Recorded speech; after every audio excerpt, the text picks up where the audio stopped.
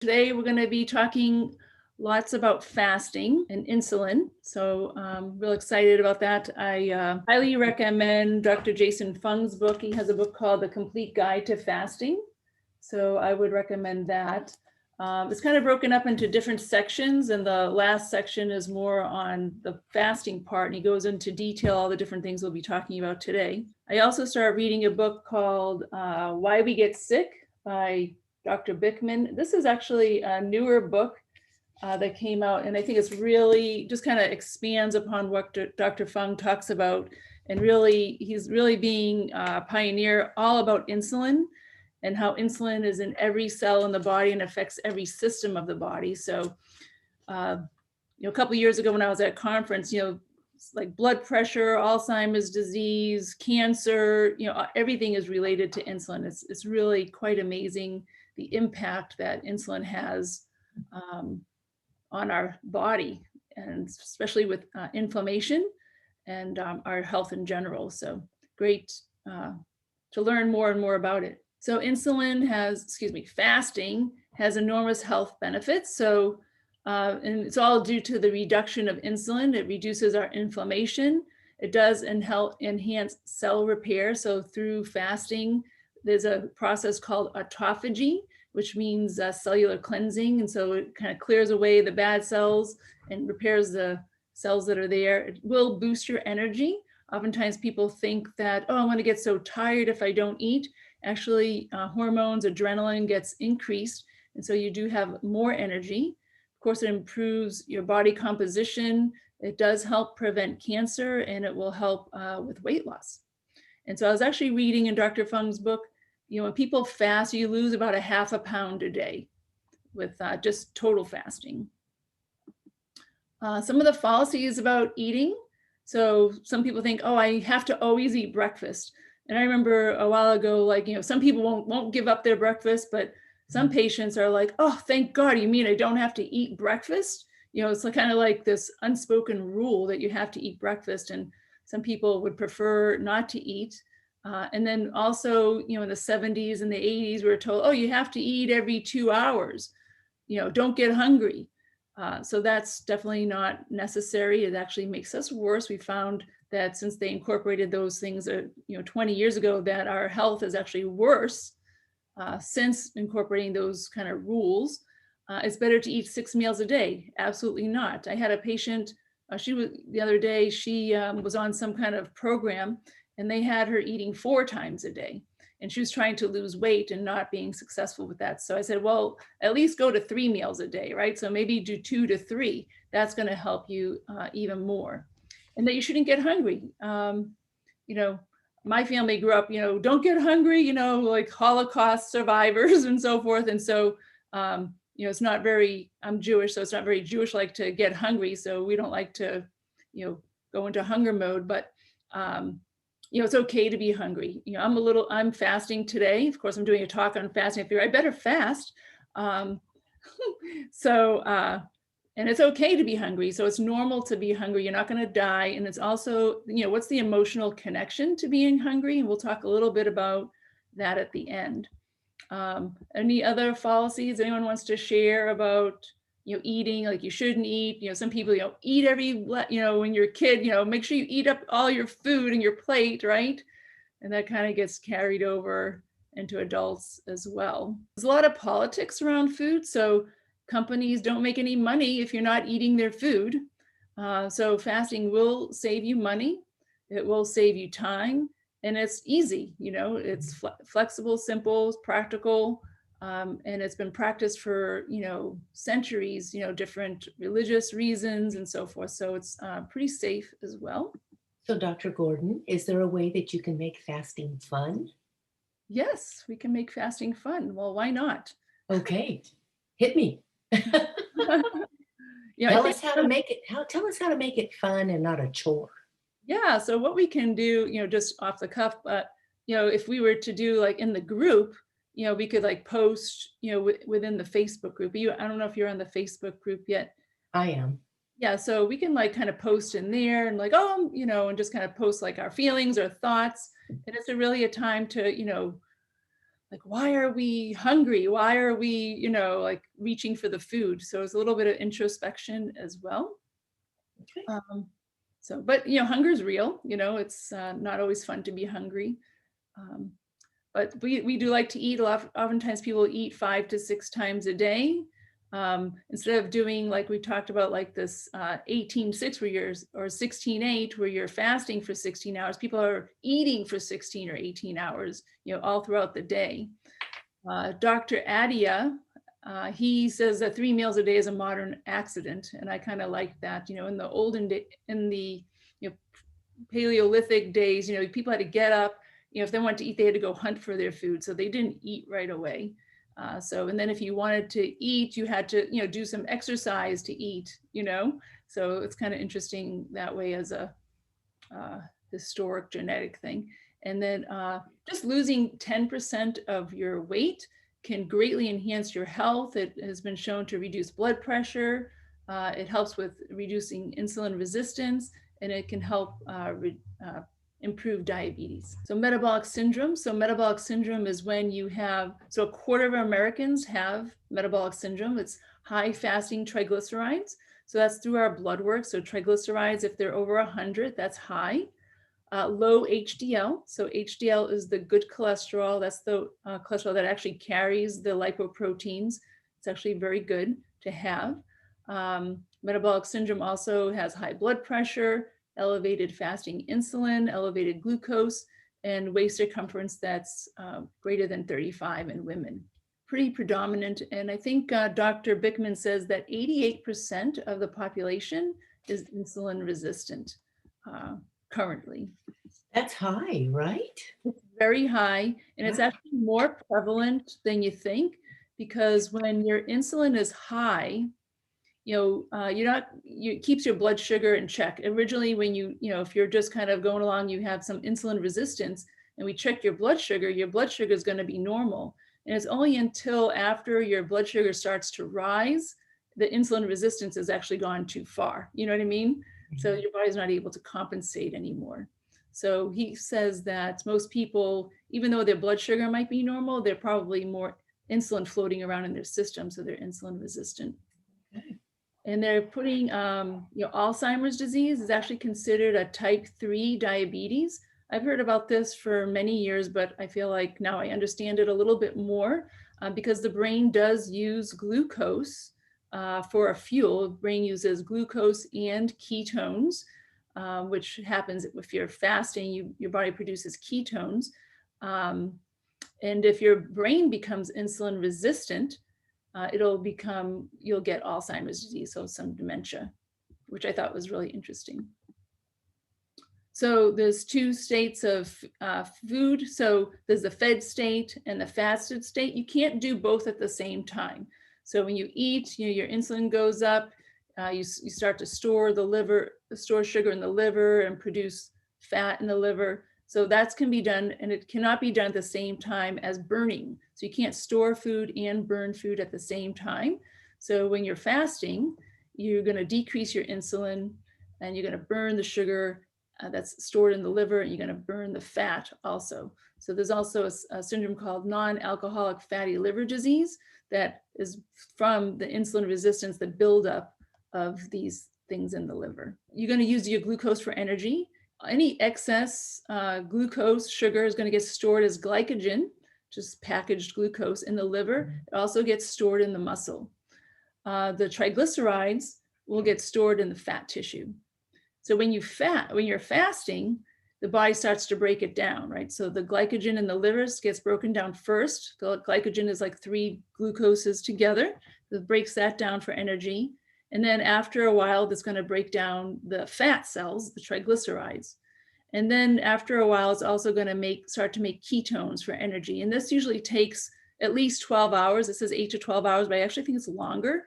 That the ketones will start to be produced and use that for energy. And the body needs to get trained to use the ketones. It's not like, and I think it's a process that, takes getting used to, actually. I actually haven't been in ketosis. Maybe I was like many years ago when I did a 3-day fast. So I'm not that familiar with ketosis myself. At the time when I was doing this, I thought, oh, triglycerides are so interesting. And people often don't know exactly what they are, but triglycerides are fat molecules, right? So there's a type of fat that's found in the blood. So I always measure triglycerides with a lipid panel. And when you eat, the body converts any calories it doesn't need into these triglycerides, and they get stored in your fat. And they'll only get used later on if you stop eating and you have to burn it, right? So, because you can't store fat and burn fat at the same time. So when should you eat? So what you should do is eat 3 reasonable meals a day. So no snacking. I'm trying to move this thing here. You want to have relatively lower carbs, so no refined sugar. It's best if you can eat all your meals within an 8 to 10 hour window when possible. And it's okay to give yourself longer periods of not eating. So this graph here is showing that when you eat, your insulin goes up, and then when you're not eating, it goes down. So breakfast, lunch, and dinner. So eat, the insulin goes up, at lunch it goes down, then at lunch it goes up, and then it goes down, and then at dinner it goes up. And then when you sleep, that's an extended fast. And so the insulin is up during the food time, and then it's down, decreased insulin during the interval between your meals. That's a good thing. If you're eating 6 meals a day, you can see here from the graph that your insulin is always up. And then if you eat a late night snack, then it's that period of low insulin is actually even shorter. So this isn't the best thing to do, because it's just going to cause more fat storage, and it's going to be really hard to lose weight. So this is just a reminder for me, really, and for you, is that the body doesn't really recognize calories. And so what you want to do is reduce the insulin, and you have to do that by not only time, so when you eat, but also what you're eating. So carbs being the most significant way of increasing your insulin, proteins and fats do not increase your insulin. So there are some benefits to fasting. So fasting can help your glucose, so it's going to help your insulin. Fasting has been shown to help with blood pressure. It can help with reducing your heart rate. It helps with weight loss, especially the abdominal fat. Actually, you can get better endurance training with this, and it can help with balance and coordination. It does help reduce inflammation. It does help with your memory, so your people are more clear-headed, and it will help reduce your cholesterol. So we can start with just kind of going back to the basics, maybe just eating breakfast, lunch, and dinner, and not snacking between the meals. So at the class, they talked about, leave it to Beaver, when Beaver came home from school, like he wasn't allowed to have a snack because it'll ruin his dinner, right? So trying not to eat between the meals, and then not to eat after dinner. Sometimes that can be hard, right? Who should not fast? So if you're severely underweight, you shouldn't fast. Children shouldn't fast. If you're pregnant, you shouldn't fast. Breastfeeding, you shouldn't fast. And you really need to use caution if you're on medications or if you have any kind of eating disorder. So there's many different types of fasting. So there's this time restricted eating, which is basically eating, between 10 and 6, like the 16-8 or the 18-6 are considered, it is considered intermittent fasting, but it's also a time restricted eating. There's a 24-hour fast, which we're going to talk about. It's basically dinner to dinner. The 30-16, there's a 36-hour, a 42-hour, 5-day, 2-day, which is 5 days eating, 2 days not eating. And then there's, of course, extended fasts. Typically, what Dr. Fung recommends is that you can make the time restricted eating, the 16-8, 18-6, you can do that on a daily basis. And then the other ones, like the 24-hour fast, maybe 2, even 3 times a week, depending on how much weight you want to lose and how severe, maybe if you have diabetes or something. So again, the time restricted are pretty much shorter periods. So the insulin secretion is going to be down between the meals, and just getting back to no snacks. The intermittent fasting is considered longer than 12 hours. It says here, prevent food-related insulin secretion for extended period of time. So it gives your body a break, and it does start to eliminate meals. And many people eliminate breakfast. You can eliminate any meal you want. However, it is recommended, if you're going to eliminate a meal, it's best to have to eat breakfast and lunch or lunch and dinner. So these 2 consecutive meals rather than breakfast and then dinner. So there's a time restricted eating, just the 16-8. So within that 16-8 or even the 18-6, you can have 3 meals, 16-minute window for each meal. So only eating like an hour at a time. Or if you're going to do 2 meals, then you can allow yourself 90 minutes. Okay, so again, this type of fasting, so you're fasting for 16 or 18 hours at a time. Of course, you're sleeping half that time. All your meals are within that 8-hour window. You're going to close up shop after dinner. Sometimes that can be the hardest. May skip either breakfast or dinner. Again, the 2 consecutive meals, and it can be followed by anybody. And it can cause a slow, steady weight loss. It is recommended to get blood work done. So the 24-hour fast, this is considered 1 meal a day. So it's easily adaptable. So I have one of my patients, she's doing the 1 meal a day a few times a week, and she loves it because her husband's retired. She works, so she comes home from work and they have a meal together. So she really likes doing that. It works really well for her. During the time that you're not eating, you can have coffee, tea, mineral water. Dr. Fung says best to stay busy rather than sitting home and not being busy. You can do a 24-hour fast 1 to twice a week.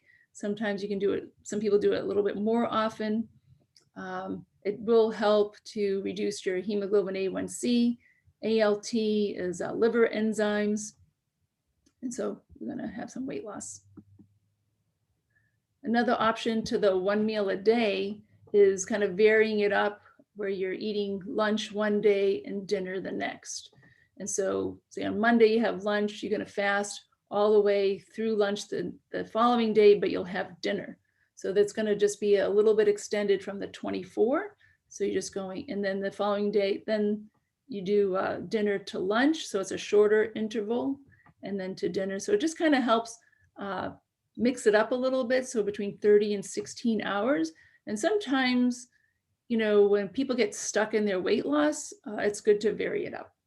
Sometimes the body gets kind of stuck, like, it gets used to the same old thing. So to vary it up seems to work pretty well. So this one here is an alternate day fast where you're going 36 to 42. So the 36-hour fast is you're going to skip 3 consecutive meals. So you're going to no food, no meals on the fasting day. So it's a true alternate day fast. So maybe you're taking Tuesdays and Thursdays as your fasting days. Some people will have on those fasting days, they'll have still like 500 calories. So that's still considered a fasting day. With the 42-hour fast, you're skipping 4 meals. So you fast a whole day and then you skip breakfast and then you start with lunch and dinner. Okay, so it's 2 meals a day on those fasting days, non-fasting days. So here's a sample schedule of 2 36-hour fasts in a week. So you, again, taking Tuesday and Thursday as your fasting day. If you like, you can still have the 500 calories or just liquids, whatever works for you. Sometimes I think people have to kind of work into it. So it's hard just to kind of go and have nothing. So the 500 calories is a great option. So it is good to kind of work that muscle. So I think fasting can be hard, especially when you're starting. So you want to, you might want to start like just cutting out snacks and just have your breakfast, lunch, and dinner only. And then from there, you can progress to, 12-hour, 14-hour. I was talking to a patient, she goes, I'm doing 13 hours now. I'm like, oh, that's so, it's wonderful. It's great. You're allowed coffee, tea, and just progress as tolerated and make sure you feel okay. That's really the main thing is, you want to stay safe. You don't want to get dehydrated. You don't want to get dizzy. You don't want to feel weak. So you want to give yourself a chance to get used to it. And then during the non-fasting times, you want to really just focus on these natural whole foods. I think it's really important to try to stay away from the processed foods. Again, moderate protein consumption, natural fats, fiber, and vinegars. So vinegars, so we talked last week, I believe, about possibility of having 2 tablespoons of vinegar a day. So it was a great reminder. I don't know if any of you have tried adding some apple cider vinegar into your diet, putting like a tablespoon in water and drinking that seems to help with insulin resistance. Fiber helps slow down the digestion, so helps lessen the insulin effect. Okay, so we talk about fluids. I'm going to take a drink actually. So when you're fasting, you definitely want to drink a lot. I like to stay hydrated. Water, just plain water is fine. What they find is that sometimes you can get a little bit deficient in the electrolytes. So you might want to at least add some magnesium to the diet. You can take a magnesium pill. Right now I'm drinking actually a Pellegrino, so mineral water is great. Tea, what they found is that green tea is actually a little bit of an appetite suppressant. Any type of tea is good. So green tea, black tea. The black tea is also very beneficial. It has flavonoids in there as well. So bone broth and veggie broth. And so he really recommends making your own bone broth. And there was a recipe in the book for it. It actually looked pretty good. If you're interested, you can get the book or I can post it as well. Coffee and the Celtic sea salt, again, just for the minerals. So what you shouldn't eat during your fast is sugar. So you want to stay away from sugar. You really don't want to snack between the meals. Sauces. So sauces really have a lot of sugar. So I'm not a big sauce fan at all. You never really know what's in these sauces when you go to a restaurant. Just get it on the side and just use a little bit if you can. You want to avoid candy. Dark chocolate more than 70% is okay. You can get some cacao powder, which is okay. There's no sugar in there. They have it even at Costco. Desserts, so seasonal fruit and dark chocolate is okay. So we want to minimize breads and pastas. Last week we talked about how bread has no nutritional value. There's no essential carbohydrate. So you want to avoid high glycemics and try not to overconsume these things, because as we know, these breads and pastas and things like that are pretty addictive. Okay, so when you're starting a fast, there's definitely some training wheels, and I loved these training wheels. And so say if like in the morning you want to start off and want to do some fasting, and so fats can be a little bit more satiating. So if you're a coffee drinker, you can make a bulletproof coffee. So the bulletproof coffee basically has butter, coconut oil, and I actually saw a recipe yesterday with half and half with cream in it too. So that actually sounded good. So you can do a bulletproof coffee. You can have, again, these fats, the heavy creams and things like that. You can use butter. You can use olive oil, coconut oil, MCT oils. Chia seeds, very good fiber. Flax seeds as well. Psyllium seeds is husks, I guess. You can use the juice of the lemon, so you can squeeze a lemon or a lime. Bone broth, again, the low carb one. So at the conference I was at, they talked about sometimes people will do like a vegetable broth and they'll put beans and lentils in there. And so you don't want to do that. There's too many calories in those things. Pickle juice actually can be very delicious. Just make sure if you're using pickle juice that the pickles don't have added sugar. Sauerkraut juice and olive brine. So those are all great ways to kind of get started, things to eat, drink, things like that. You definitely want to, start off with this. I kind of use these things as well. But after a while, you can train yourself and then kind of wean yourself off of them as indicated. So this is a part I want to talk to a little bit about hunger. And so hunger really is a state of mind. And I was like, no, it's not, I'm hungry.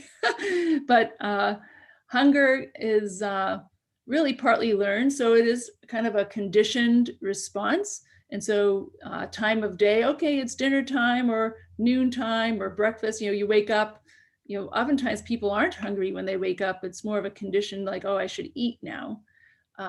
Sometimes it can be visual, right? So an attractive plate of food, nicely arranged and it looks delicious, is going to make you more hungry than just a bunch of stuff slopped on a plate, right?